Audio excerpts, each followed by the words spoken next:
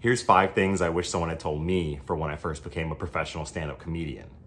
Number 1, comedy is not for the faint of heart. You really need to develop a thick skin.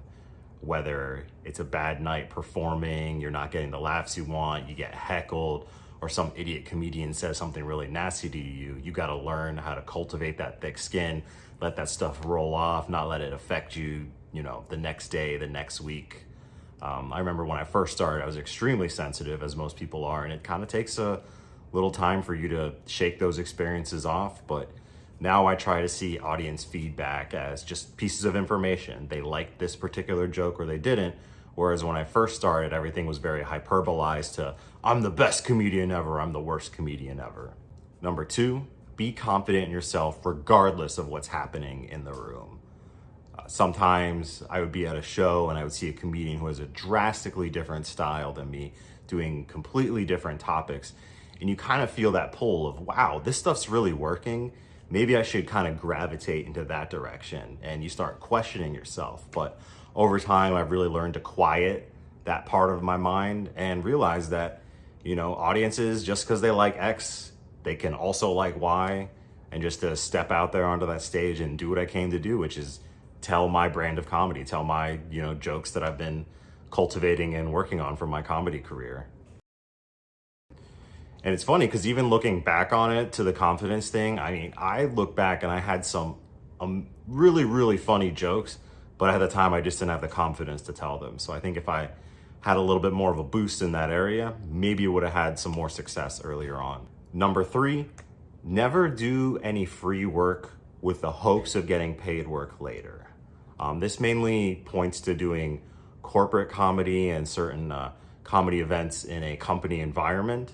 But you have to either decide if, it's early on in your career and you want to do it just for the experience, or you want to hold off and try to find an opportunity that's going to pay what you think your value is.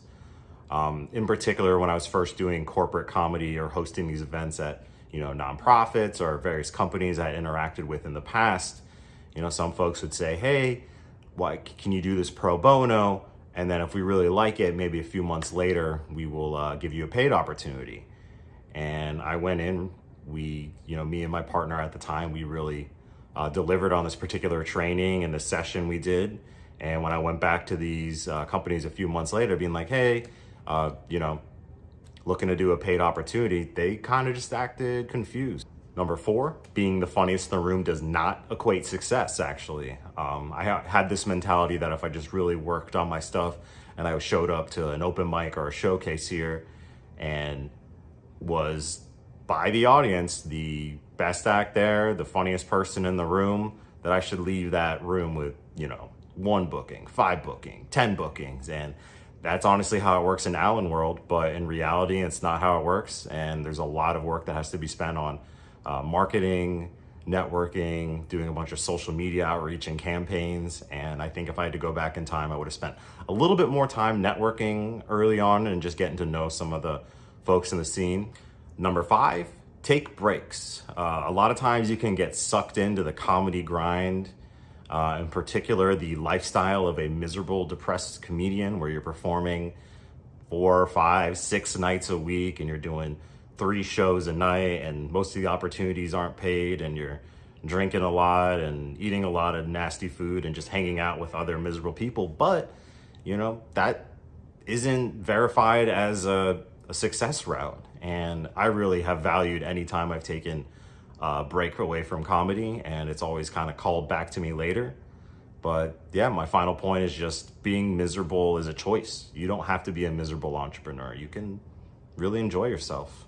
Thanks for listening, and a special thanks to Yitzi Weiner from Authority Magazine for bringing these questions to my attention, and I hope you enjoyed. Please give me a follow at Sidley Stand Up on the Instagram and Allan Sidley on the TikToks, and book me for your shows and make me famous.